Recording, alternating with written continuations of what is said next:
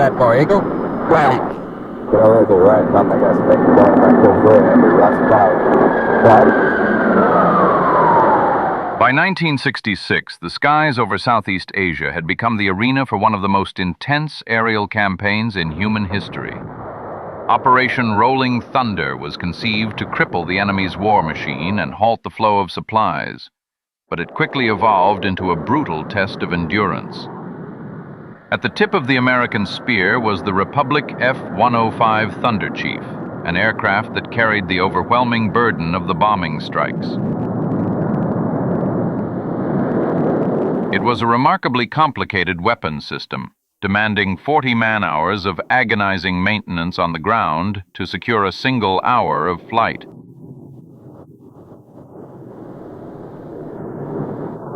Got 3 lieutenants coming in behind this F, and they just finished their 100th mission.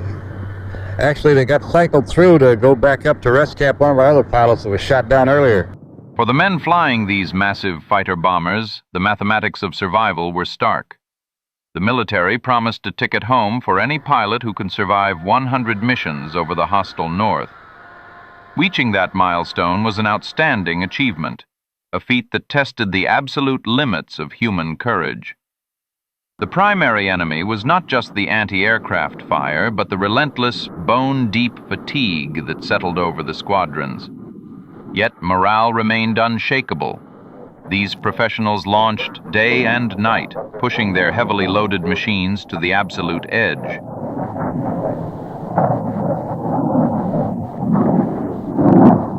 They flew into the teeth of an unprecedented air defense network, where Soviet-built surface-to-air missiles and radar-guided artillery awaited them.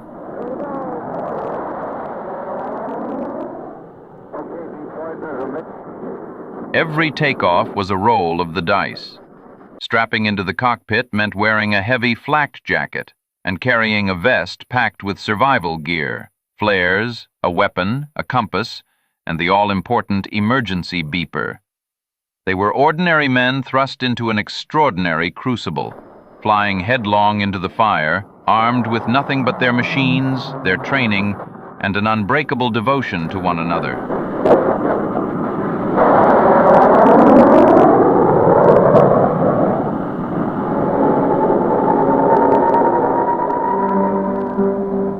Sit by my side at the briefing.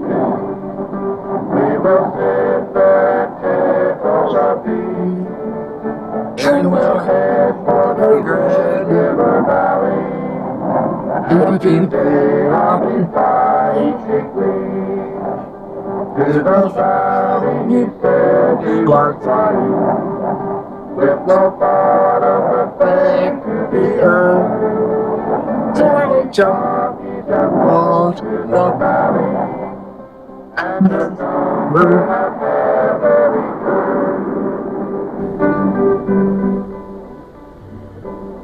We got 3 lieutenants coming in behind this F, and they just finished their 100th mission. Actually, they got cycled through to go back up to rescue one of our other pilots that was shot down earlier. So they've just got 101 mission.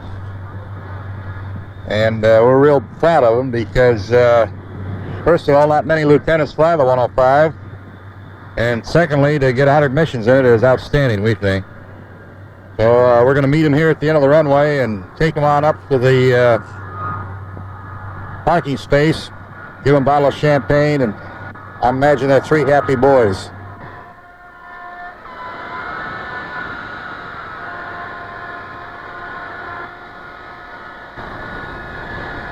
When all is said and done, you really cannot adequately relate a war.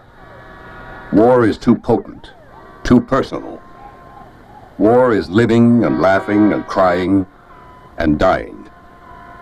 It has always been the man who fights who can best report a war, if he will. True, his story may be confused, sometimes harsh, sometimes boisterously non-committal, but it is real. This is one segment, one small insight into our present war. This is the 105 story. The story of fighter-bomber pilots flying daily over the armed camp of North Vietnam during the month of November 1966. These are the men of the 388 Tactical Fighter Wing, and in particular, the men of the 421st, the Fighting Cavalier Squadron. Hey, man! Daddy said, well, what are they doing? He said, well, how do I tell if they're friendly? He said, well, if they come up with their hands over their head, they'll be friendly. He said, no, one of these guys got a gun. The guy says, well, how far are you from him? He said, well, they're standing right here by me. And he said, well, it must be friendly. How'd you feel, M100? Well, I thought I was going to kill myself on this, so you are the truth. Jeez. FOD. Yeah.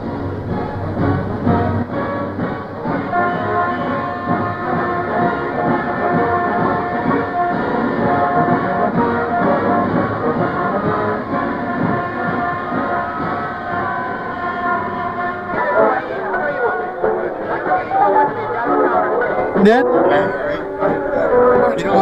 You know I got three out of three.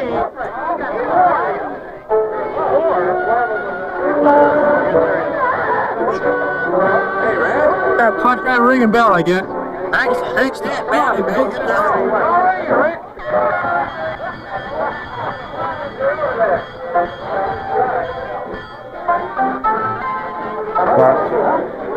They didn't know where he was for a while. And then they saw a long D up there, and he said, all right, that's two, and he just lost the radio.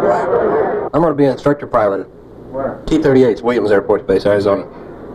I figure I'll arrive there, and I'll be real quiet and calm and all that, and I'll go in, and all the students will nudge each other, and when they meet me, and I'll be their instructor, and they'll fly with me, and they'll nudge each other and say, what did Lieutenant Rasmus do before he came here? And it'll be all quiet, no one will know until finally there'll be graduation, and we'll show up in mess dress, and there I'll be with my air medals and my DFCs and my Silver Star and my Commendation Medal and my Vietnam Service Medal and all this stuff all the way across, and I'll walk in with a slight limp, and they'll say, tell me about it. And it was nothing. It was nothing. But then for a week after, every time I crawl in the airplane, as I get in, I'll pull my leg in and I'll wince a little, and I'll say, what is it? I'll say, oh, it's just an old war injury. 45, 44. Right, 45, 44, 14. How'd the mission go? Good? Yeah, we did. Get another one. How many's that? Well, 42, 43 now. Major height. One mission, one counter, none for the month. Finally made the board. 99 hard ones to go. I'll get 43 this afternoon. I gotta put a mark on my hand for number 90. Very good. So you're gonna get two today, huh? One more, I'll be able to make a baby. More, you'll be up to the red. He's been here about 6 months. It averages about 6 months to the tour. We're able to get wounded in about that much time. So he took his R&R to go down and get the Christmas shopping done for you, but no, you really can't blame him. No, sir, can't blame anyone. We have 4 people look like should finish up by the end of this run. They should be home with their families for Christmas. Well, you think you're gonna make it home for Christmas? Yeah. Well, unlike this one. Number 90. This wing, even though we're roughly 100 miles from any sort of civilization, morale is high here. I've noticed that. The men know what they're doing and why they're here. Well, if we still have to be over here, I'll come right back, and the way it is to me. You come right back and do another hitch. You bet I will. Well, I feel we have a reason to be here. As you read Comics Convention in Asia, I feel that we didn't just take some measures to stop it here. We may be fighting in our backyard. Enjoy some of the things I'm over here for, such as just the American way of life. I served in World War II in the Southwest Pacific. They're doing Korea. Well, when I leave here, I still have time to go to serve. Gonna make it in Korea? We don't have a morale problem. Here we sit out here in the middle of a strange country and away from everything that's familiar to us, and I'm not speaking of pilots now, I'm talking of the maintenance people, but there is no morale problem. Of course, the pilots couldn't have a morale problem. There's always something going. There's always something going. There's never a dull moment. If there is a factor involved with a morale problem, it's fatigue. Yes, I personally try to discourage it. Man has put in 100 missions over North Vietnam to go home, get a rest, and then come back. However, I have one pilot here that's just insistent on taking another 100, and he's here. His name is Lieutenant Victor. Yeah, I want to come back down. How come you get to stay here? Man, you worked harder. You could have stayed here with me.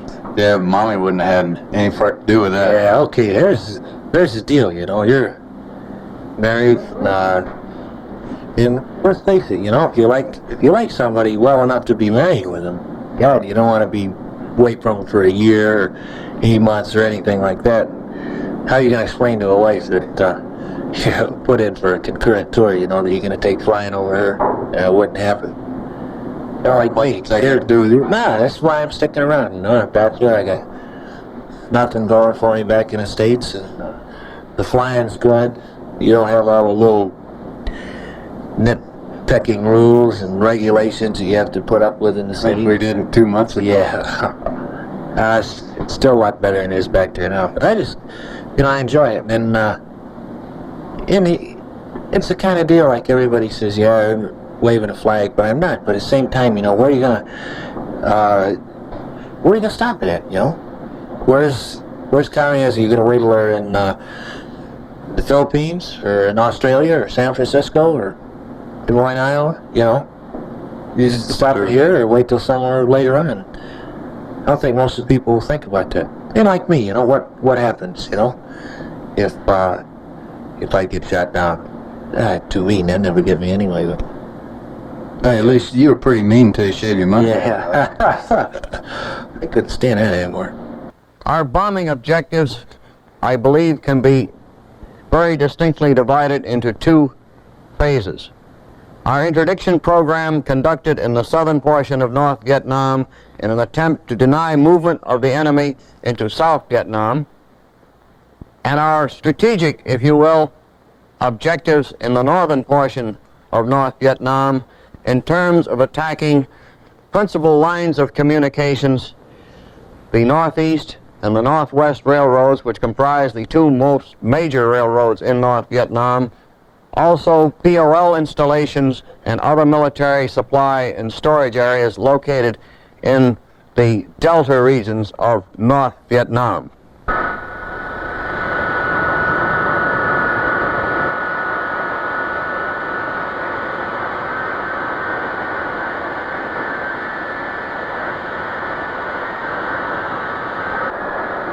I just spared this flight here that's getting ready to big angle to take off. We've got over 50 airplanes involved in this strike force, and it was going to be a big raid up near the Hanoi area, but the weather's bad. Now they're going to various other areas. A spares job, for every 4 airplanes we launch 1 spare off the end of the runway. In case one of the airplanes that we're having trouble with, they can fill in any 4 position, any one of the 4 positions. He can be usually a leader, so in case the leader aborts, he can fill in that spot. You can see this flight taking off now, and the airplane standing by is the spare. He'll be coming back up like me probably pretty soon. Spare's not a bad job because you do want quite a bit of the time.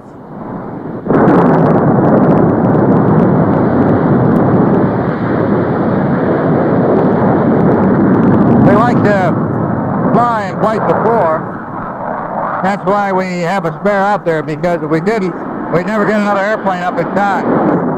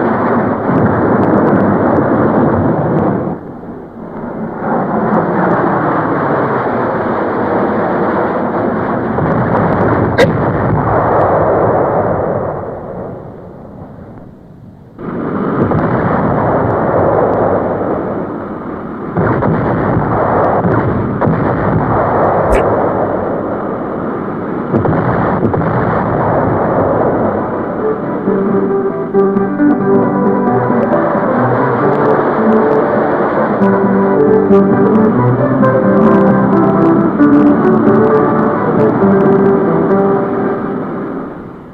hours, 55 minutes. How we at? 55? Yeah. I thought it was about 250 or so. God, my fanny's tired. Oh, my fanny's square.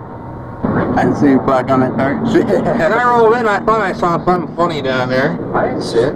You didn't bother to hurry, we didn't. You didn't? I didn't? No. I saw a nice big bridge there. 2%. I was carrying about 2% back. And when that guy kept calling Mix, and we hadn't caught up with that flight in front of us yet then, and I was still going full blow rate about 620 degrees. Yeah. This is not the answer. Don't worry, I was watching you at 6 o'clock. Thanks a lot. I call you favorite game. I was watching it too.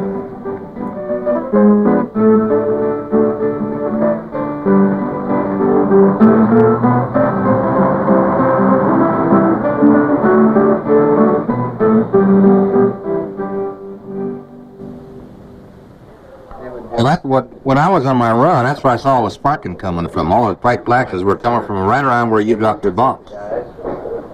So we came right in through this area right in here. Down. We're at Route 6. That's the real one. Where were we when those, where was that flight that was calling out all the MiGs? That wasn't the flight that was calling me. That was some guy. That's the 121 that sits out over the coast. Call MiGs out. There was somebody up there saying, drop, along that road to this, that, and the other. Some guy was saying, there's a single over there. There goes this, that, and the other. Yeah, but they were all identified as friendlies. I saw one. Yeah. There was a gaggle of airplanes up in there, I'll tell you. Cripes, they were all Sounded over. to me like before we got there, that some guys actually saw them and they were calling them out. We have 4 spotters in it. They are all located up here in the, I call a quadrangle. The 469th here on your right, Fighting Bulls. To the left here, the 421st, the 34th, and the 13th. Spot 26, aircraft 148 marks the beginning of the 421st Tactical Fighter Squadron area, which I spend most of my time. They have 20 aircraft assigned to the outfit. As you can see, they're all painted up in different ways. The primary identification feature is the red GCA deflector on the nose gear strut.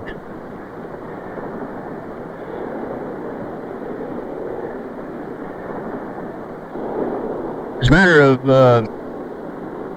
the 105 and my particular acquaintance of the doggone thing, first associations, I guess, from a number of years back, I could care less about the airplane. I didn't think it was ever made to fly, and it certainly, from a maintenance standpoint, wasn't very reliable.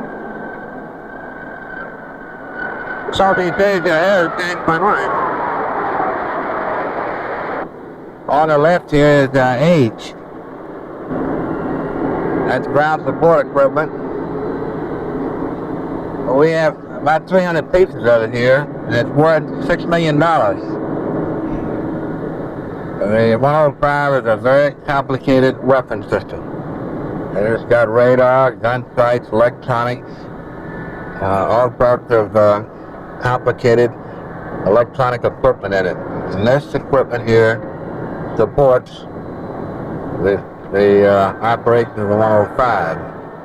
This is thinking back at the complication of this weapon system. You like to know that it takes 40 man-hours of maintenance people to support 1 hour of this airplane in the air. That's how complicated it is. However, the best airplane in the airport's over here today to do the job.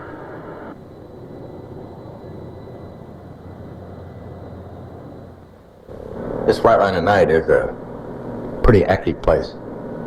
There's more work done at night actually than there is in the daytime. The daytime is completely taken off with launching and recovering airplanes. I don't have much time for anything else. Of course, there's a ton of time. There's a lot of bomb loading for the second go around noon, but nothing like at night. put it on one airplane, it doesn't come into me, so you have to take it off and put it on another one. It's pretty frustrating. They get it done somehow. I don't know how, but they do. We have a remarkable delivery rate here. I can't remember the last time I got a maintenance non-delivery. We're always getting a... They do a real bang-up job, matter of fact.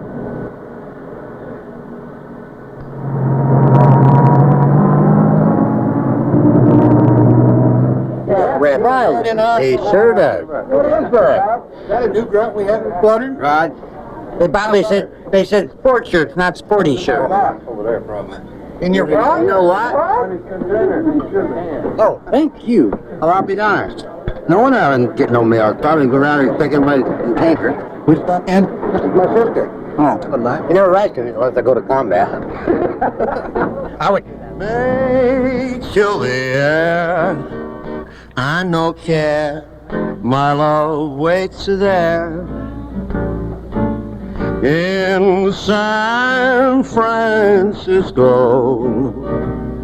beyond the blue and windy sea,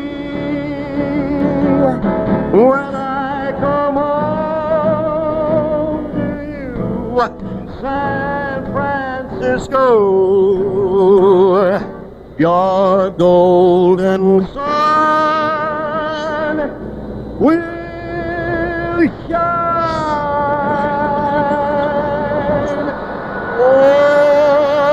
on me.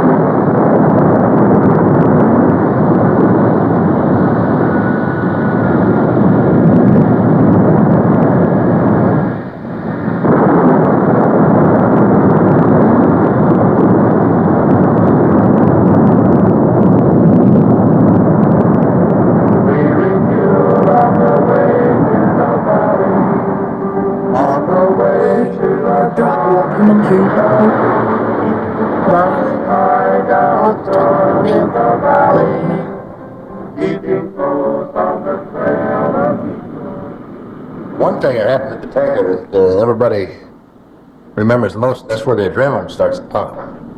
Well, the airplane's working all right, you got the tanker, and it accepted the gas. That means you're going. That's your last chance. The first flight goes through the tanker, and you stay with the tanker. And there'll be 4 flights on the tanker. And everybody will go through the tanker and fill up. It takes 6,000 to 8,000 pounds. And you stay there. And you stay in a safer area. After everybody gets full, you extend. You go back to your drop-off point. And en route from the anchor to the drop-off point, you go through and top out. And it takes 1,500, 2,000, 2,500 pounds. The point is that you can get 4 airplanes through a top-off just in nothing. It takes a couple of minutes per airplane. Whereas for the original big refueling, well, it takes quite some time. So consequently, if you put profiles on the tanker and extend immediately, you get to the drop-off point where the tanker has to turn back before you get your strike flight full. Plus the other added advantage that everybody leaves full, or close to full. A lot of our mission is to observe what's going on the ground, what they're moving, where they're moving to, how the bridges, what kind of condition, and this sort of thing. So we do need a lot of area that cloud cover isn't over the target area. And up north, where the SAM environment is heavy, you can't operate in so around cumulus buildups where you're going around the clouds because the SAM will come right straight through them and hit you. And incidentally, the airplanes we have lost to SAMs have been in these conditions. So we have to avoid them. Well, maybe 150. I still had line speed though. That's surprising. I want to try it. I got water right away at all time, so Yeah, I had line speed plus something. do you remember what the weather was? Tops of it. Let's see, we were at 14 about 10. Yeah, we went through a layer at 10,000, and then it was about from 10 to 9, and then from 9, the ground in areas it was clear, but there was a scattered layer in there about 5 or 6. It was like we had 3 on that extra one. This is how many? This is 24. We lost 2 today. Okay, this 1, 2, 3, 4, and 1 is 25. Okay. Now this is a CBU flight. This is what's the second flight? Loaded with the mine. Korat still tagging. And then drive up there slow so you hit the red on your, so you can hit the TLT now. We hit the red and Y, everything, so we're going to hit right on down and hit our TLT. Everything worked out perfect except the weather. The weather from our indicates a small high pressure area centered just about over Hanoi, which should make for fairly good weather except for restricted visibilities and haze.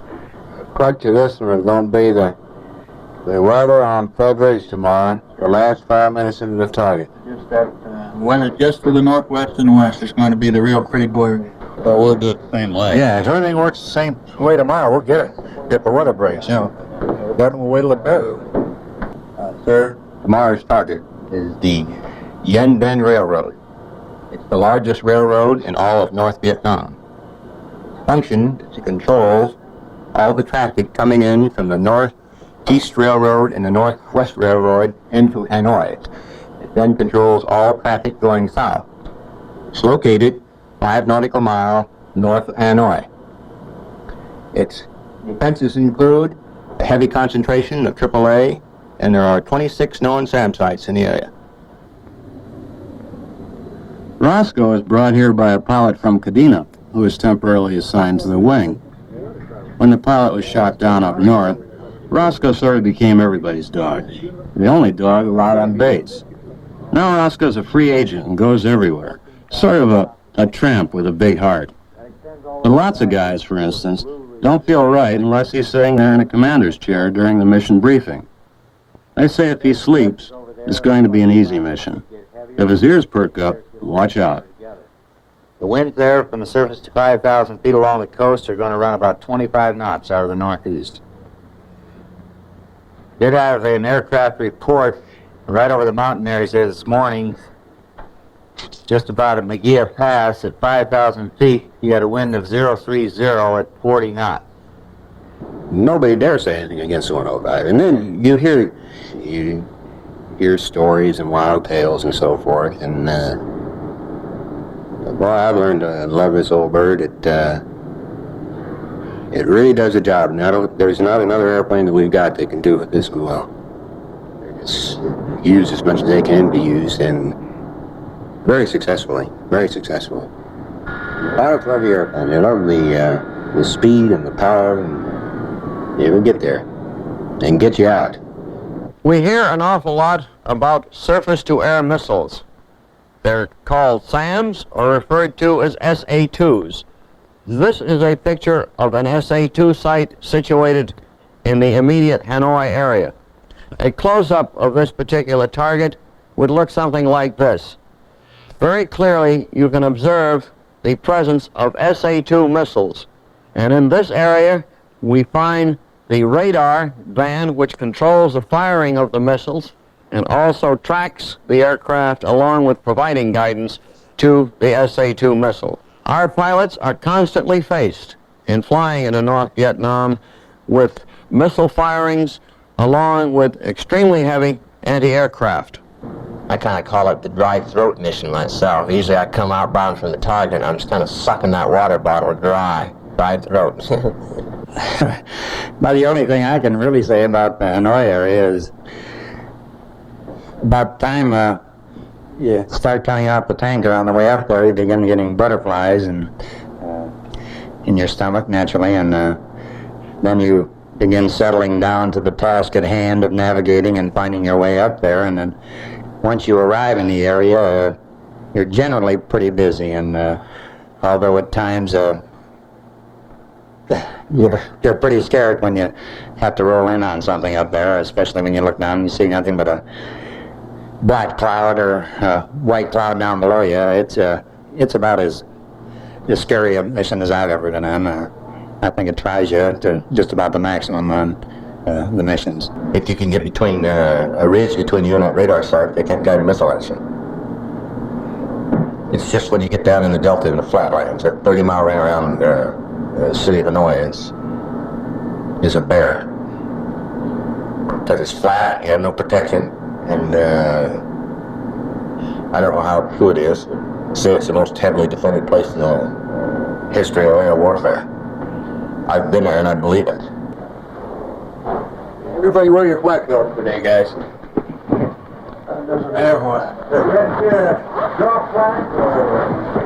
No, that wears it off. Everybody wear your flak magnets. How come no matter how much I rush, I'm always the last guy? This one. You don't want to do. There ain't no way, huh? No way. You got those flags you're going to tie between the wings? Or one on each? Yes, sir.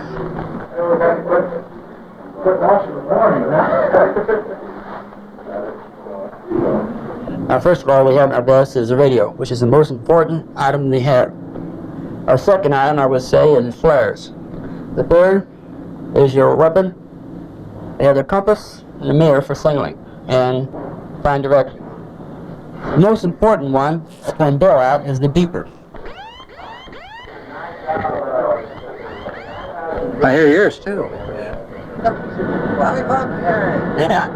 Who did that? How many bombs we got? Oh, yeah, we brought down 20 bombs, well, 30 bombs, doesn't it?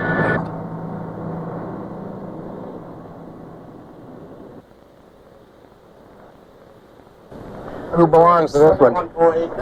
148. Hey, copy. Don't kick my first time. Okay, I won't take your first.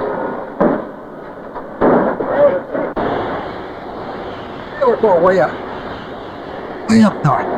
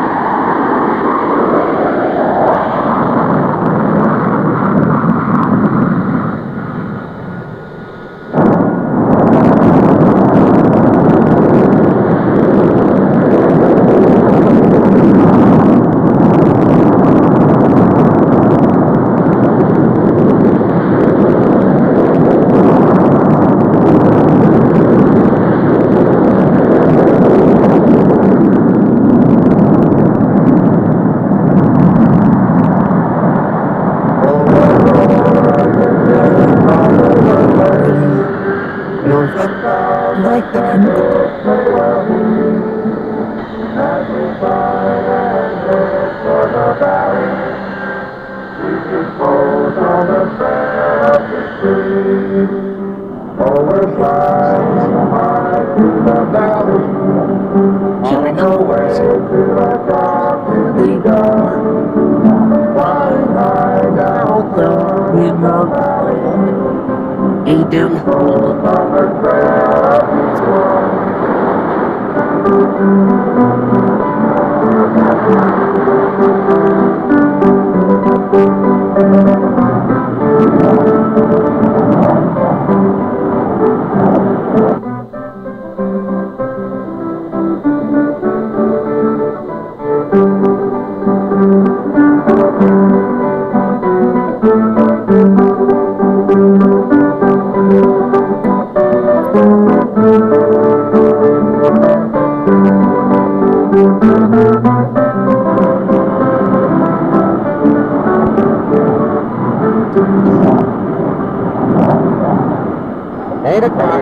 South of you, just about the second river I have 4,500 feet.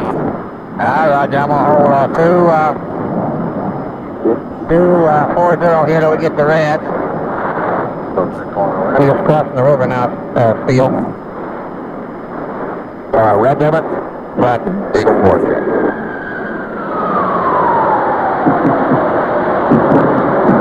We're getting flat, stop, flag, boy, watch it. That's the eagle flag, not a flag down, drop that simple flag. Speed's off right. Automatic weapon, right in there. Up, steel, I have no contact. This is leading about 35 miles from our turn point. How'd you throw mine? Okay, steel lead's gonna start a left turn and come over here just a little bit. Getting a little right, drive below me. Yeah, 3, we get the boat to turn point. Roger, I'm turning right now. Right, steel. And going at the fire. And we got a peg low at 2. Who is that for, Eagle? Well, Eagle right, nothing. I think we're going back over and we rushed out. Right?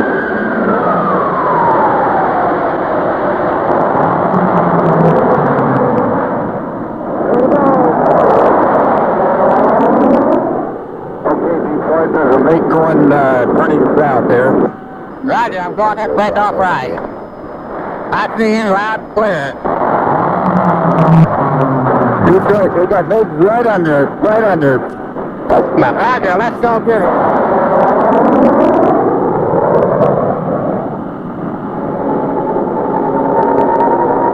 That's where I'm right over the target right now. I've got a 7 blue right in front of him.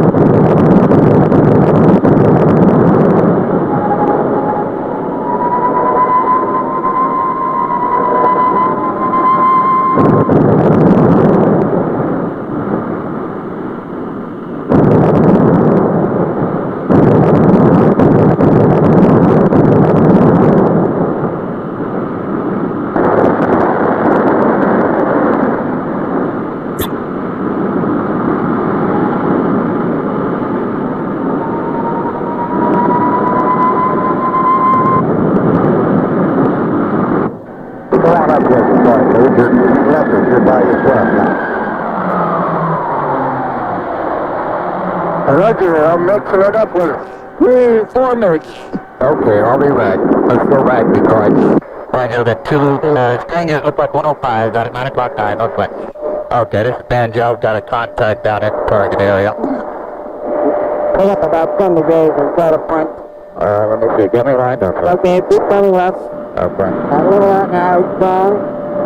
He's gonna get going here in a minute. Okay, I got it. We got about 11, 12 shots of light. He's gone.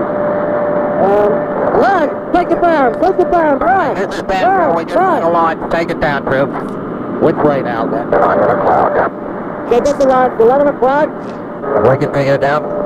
Right, the Banjo, take it down. We got a line, retreat them coming off the bed at 12 o'clock. I think we're all right for the time being. Let's get. Okay, just like, let's Get out of here to the southwest. Direction and altitude. Roger, on gun. 240, right on the deck. Oh, tonight and so far they'll be singing. In the States we have always been fun. And we'll tell our tales of the nation. And we'll dream to all freedom moving.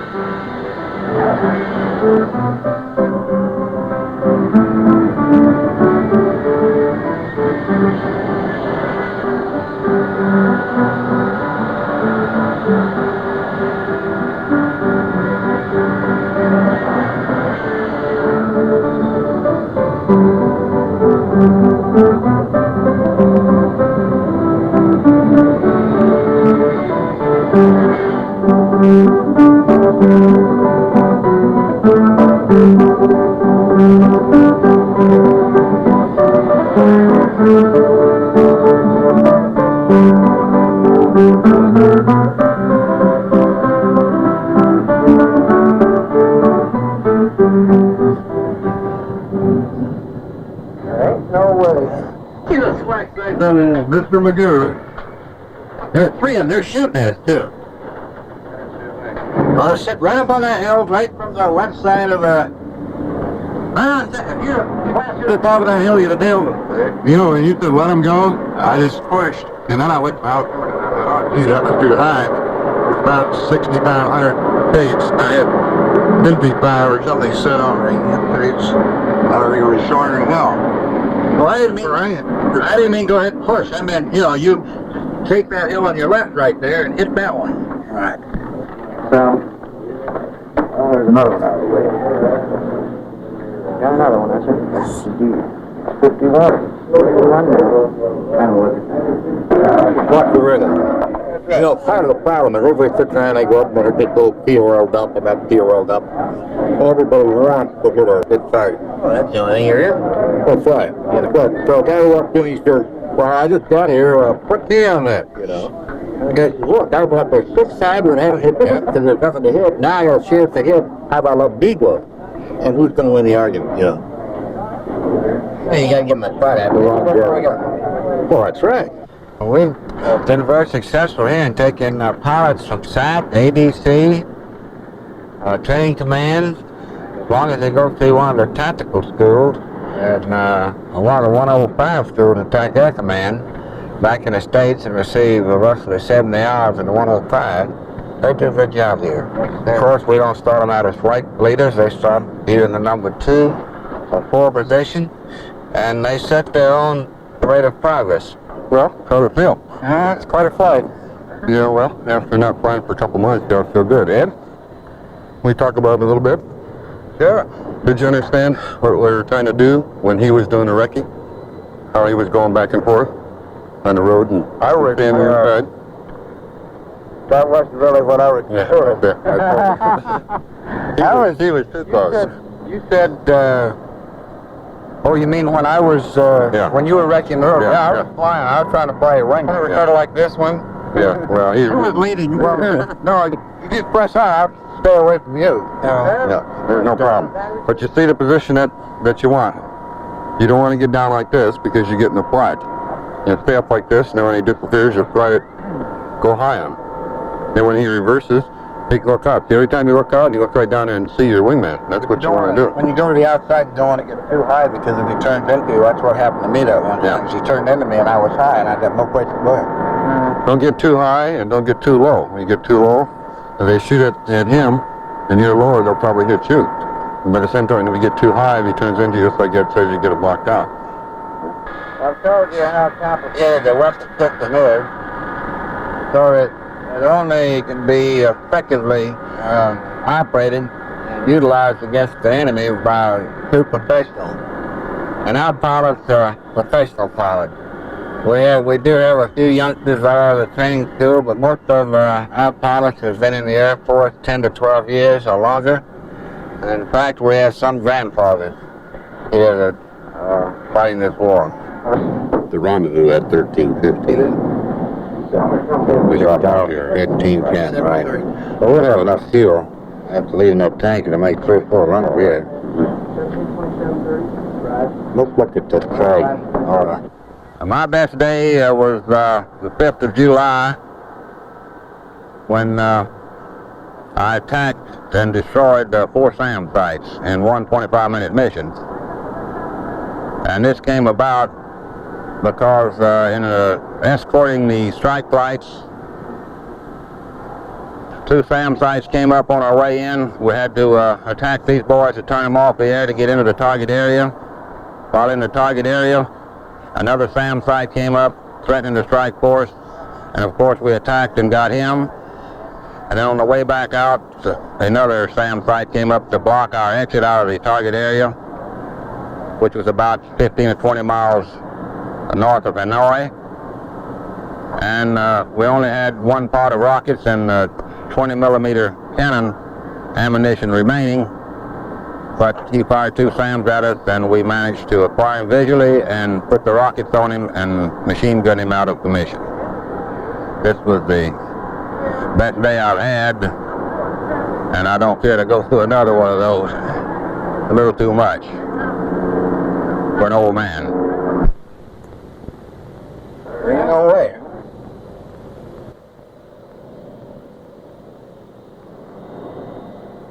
I've come up with one thing that, in my own mind, makes the Air Force a good organization, and was one of the reasons I stayed in it after I got into fighters, and that's the people that are in it. And I think this has been most vividly demonstrated to me over here.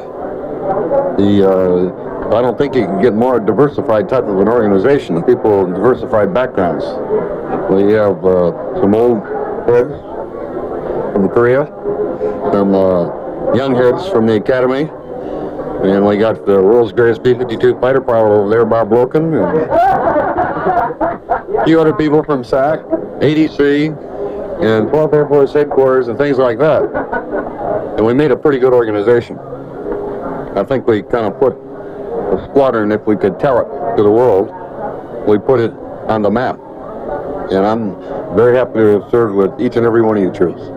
So if I could find a deal to go down south with working 100s or F5s or A1s or, geez, I don't care as long as it's close air support. If I can swing that, I'm going to just probably go maybe back to States TDY to upgrade down there. If not, I'll stick around and fly an 01 or an A1. It'd check you out right up north. You ever had thoughts that you might not make down? Oh, no. Yeah, but I've been drawing paper 16 years with my job. As of right now, I've got 3 children. I've got a 6-year-old boy, and a 11-year-old girl, and a 17-year-old girl. So, just watching kids grow up and so forth. I don't care if they're North Vietnamese kids or South or what have you. I have no desire to go bomb villages and kill women and children at all. I've been very careful not to do that, certainly. I'm very careful. I think most of the pilots in the squadron are very careful where they put their bombs so that they don't accidentally hit women and children, that sort of thing. I used to I think Bill's right. I don't know of anyone that's going to go over and drop a bomb in a village, because that's not doing anything for the war effort. We want to get the targets of military importance. Well, it was on the 13th of September. We were flying a bombing mission to North Vietnam. We just discovered a bunch of missiles on transporters. Just finished talking to ordnance on them. We're looking for something to strafe and found a flank site. And we was getting told to make a pass. And I took a direct hit, moved 37 or 57. Called I was hit, leaving the earlier. They didn't hear my radio transmission because number 4 man thought I was a missile. Called me out as a SAM. And the number 3 man said, no, that's 2, he's on fire. And I got about a minute and 10 or 20 seconds flying time out of the aircraft, got about 40 miles away from where I was here. And I had a minor explosion while hydraulic pressure. The aircraft pitched down, and I ejected in an almost uncontrolled situation. About 545, 550 knots, 2 negative Gs. That's when I hurt my ankle. Cut my foot. The ejection process getting out. Everything else was uneventful after the chute opened. Down, landed in the trees. Got radio out, talked about for the flight. And they said the rescue aircraft was on the way. It took him about 45 or 50 minutes to get to me, and about 5 or 6 minutes to pick me up. Well, honest to God, you know, you get up in the 90s and you got 10 to go and you say, well, I'm going home pretty soon, so I got to tell these guys something. So you go lay in bed at night and you think of things to tell them. And it runs,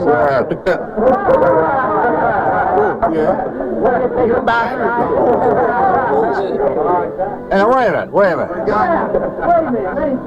I'm going to tell you guys something right now. This is my speech. I don't need any help. Incidentally, I have a 3-hour speech prepared. Forget it. Something I'm damn proud to have, besides working with all you guys and your names here. I don't really need this picture frame with the...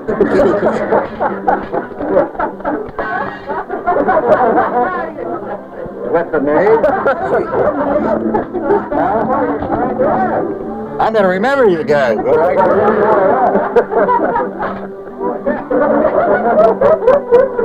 But, no, I remember you, because those are the guys you remember, the guys you fought with.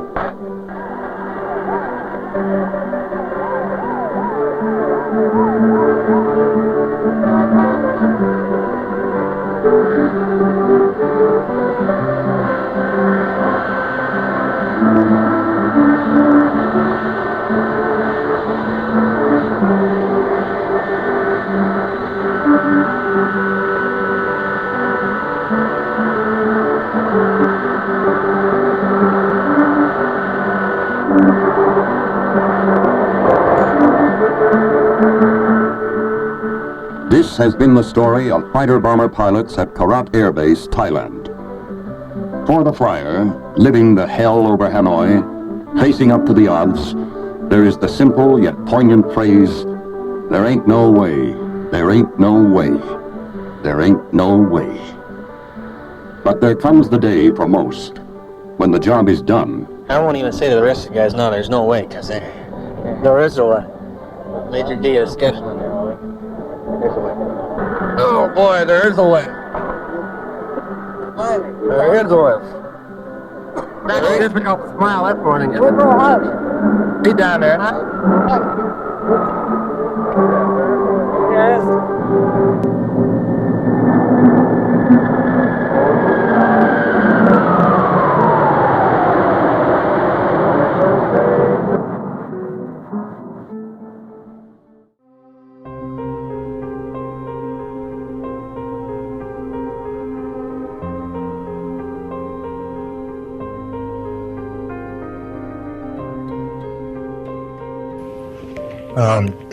Talk better on my seat, gentlemen.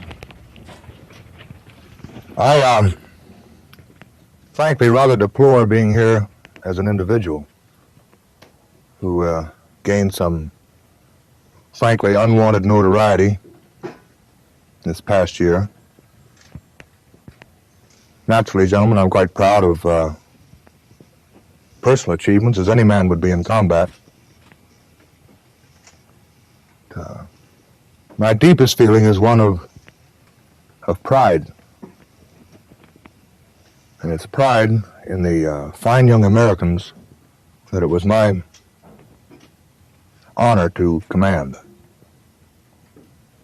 And that truly, having the floor here and a captive audience, is the thing I'd like to talk about for just a couple of moments.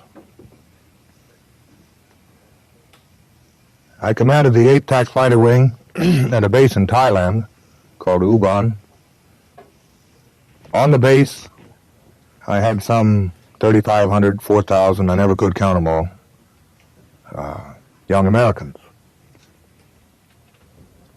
They ranged everywhere from the 19-year-olds, 18-year-olds on up to the grizzled old sergeants who are on their last hitch in the service. These men, no matter what their personal individual skill may have been, their education level, no matter what their walk of life, were dedicated, hardcore, loyal, and determined Americans. And every one of them gave everything he had to give to our mission, which was something, of course, bigger than himself, something that he believed in, something that I am given to understand is called corny nowadays. He literally, actually believed in his country deeply and with an abiding faith in its leadership, with a joy in working with the equipment given them,